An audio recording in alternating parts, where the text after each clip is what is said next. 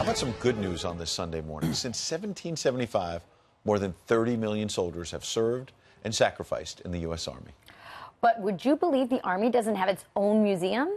That's about to change. That's right. There's a bunch of regional museums, but there's no national museum for the U.S. Army. So I got a chance to visit the site where it's being built at Fort Belvoir in Virginia and to see some of the amazing items that, when it's built, will be inside. Take a watch.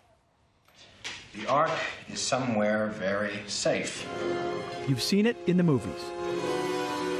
But did you know there really is a government warehouse like this? Located at Fort Belvoir under tight security, it's filled with artifacts that tell the story of the Army's history. Dr. Jennings, how are you? Nice to see you again. The last time I met this guy, he was Sergeant First Class Jennings, and we served together in the Massachusetts Army National Guard. That's right. Dr. Patrick Jennings is a historian, the perfect person to give a sneak peek at some of the artifacts that will move to the National Museum of the U.S. Army after it's completed. All right, so this is the oldest flag that will be on display at the Army Museum, correct? That is correct. This is the flag of the 1st Regiment of U.S. Infantry. This is a militia drum from Massachusetts. It's decorated with a symbol, Latin, dulci et decorum est pro patria mora, which means it is fitting and proper to die for one's country. From the Revolutionary War to World War II. What do we got here? We have probably the most significant cap in Army history, the hat of Douglas MacArthur.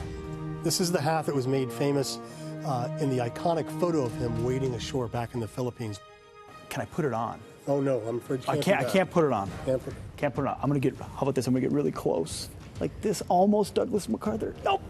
Can't touch, can't do it. I know, sorry. I've never seen anything like this. What is it? This is a homemade weapon, if you will. This was made by a German soldier in World War I, so we're coming up on 100 years of age. This is something a German would have carried with him on a trench raid. From the weapons used by our enemies in hand-to-hand combat to the weapons used by our enemies today.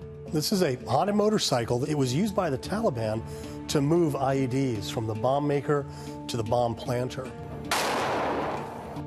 This is a piece of the landing gear from one of the aircraft that crashed into the World Trade Center in 9/11/2001.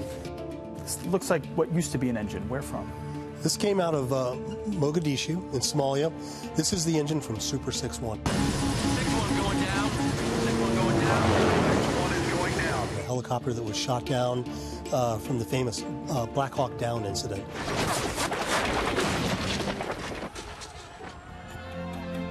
One of the things the Army Museum is striving to do is tell its history through the stories of individual soldiers.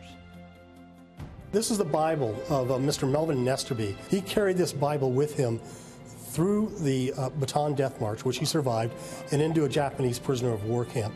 It tells the story of a man who had the will and the faith to survive. When a visitor walks into the museum, they'll start encountering these large stainless steel pylons. We've put soldiers, individual soldiers, and a brief history about them.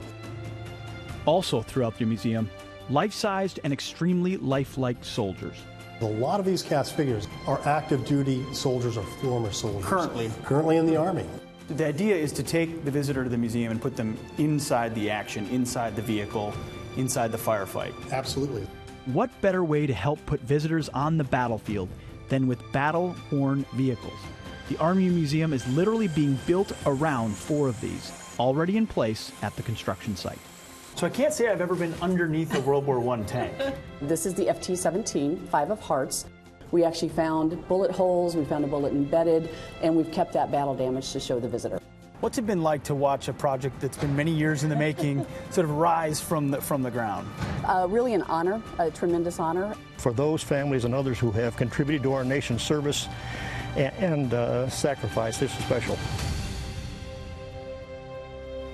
Well, the projected opening of the museum is late 2019. They've raised a lot of funds to make it happen. They still need a few more to donate. Visit armyhistory.org. And as a soldier myself, to see that, it's humbling to watch. I mean, you think about your own service, but when you watch what so many people have done for so long to put us on this couch in a safe and free country, it's really cool. So friends and family, look in the future to take a visit here. That was amazing. I love the way that they're trying to humanize the soldiers. That it's not just about here's this weapon or this equipment, but these casts of actual soldiers in real life, I think. And they put you where they important. were. I mean, look at that the weapon of a German soldier in a trench and what our guys faced. I mean, every single generation faced a different set of threats. So take a look at it. It's I love the reaction of the director's face when you started to kind of put MacArthur's hat on. He was like, whoa, whoa, whoa. I want to wear this so bad. He's like, Sorry. do it. I almost got tackled by a security It was a guard. great package. It was fun. Thanks, guys.